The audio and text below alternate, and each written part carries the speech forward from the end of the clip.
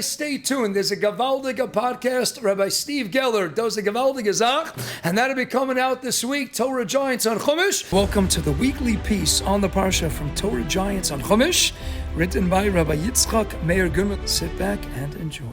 Welcome to Torah Giants on Chumash. I'm Steve Geller.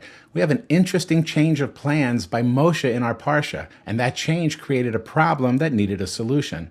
Well, we can always count on Rabbi Goodman to find those beautiful solutions. Let's take a look at our Parsha. Moshe is sending Bnei Israel into battle against Midian for the great sin of leading us into znus and idolatry. Moshe dispatched them on the campaign, 1,000 from each tribe, with Pinchas, son of Elazar, serving as priest on the campaign, equipped with the sacred utensils and the trumpets for sounding the blasts. The Midrash in Bamidbar Rabbah notes that 4 psukim earlier, Hashem had instructed Moshe to lead the army. Instead, Moshe sent Pinchas in his place. A familiar explanation is that because Moshe was hosted by Yisro and married Yisro's daughter Tzipporah, that it would be inappropriate for him to lead the battle now against Midian. But wouldn't Hashem have known that? According to the Midrash Rabbah, the reason Moshe appointed Pinchas was not because of Moshe's Hakaras HaTov to Midian. In fact, the Midrash tells us that this was not the Midian where Moshe had grown, as that was alongside Moab and is in ruins until now.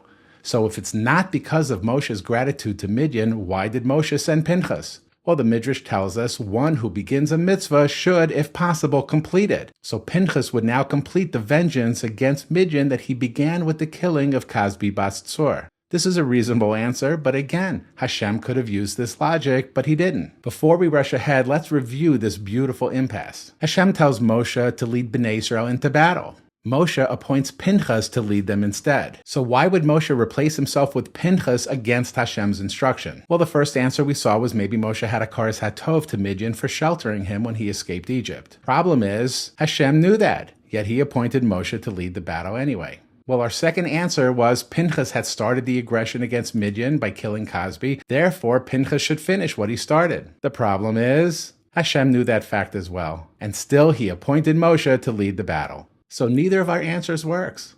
Well, Rabbi Goodman gives us the gift of Rabbi Yaakov Ettlinger, who will lead us through this enigma back into the sunshine. Let's look at a Yalkut Shimoni that knows an interesting point.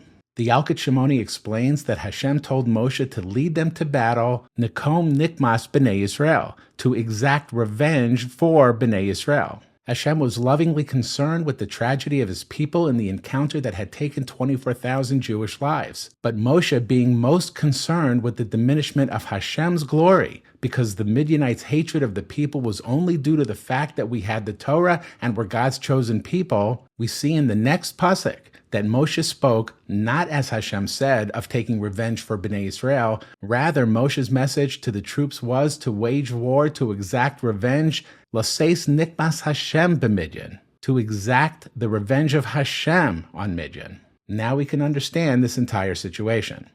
Of course, Hashem knew that Moshe was hosted by Midian when he ran away from Egypt. Under normal circumstances, Hashem likely wouldn't have asked Moshe to lead that battle.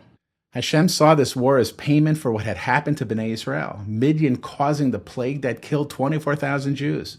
Moshe was naturally our preferred leader. He had been our protector and defender through so many wars over the years.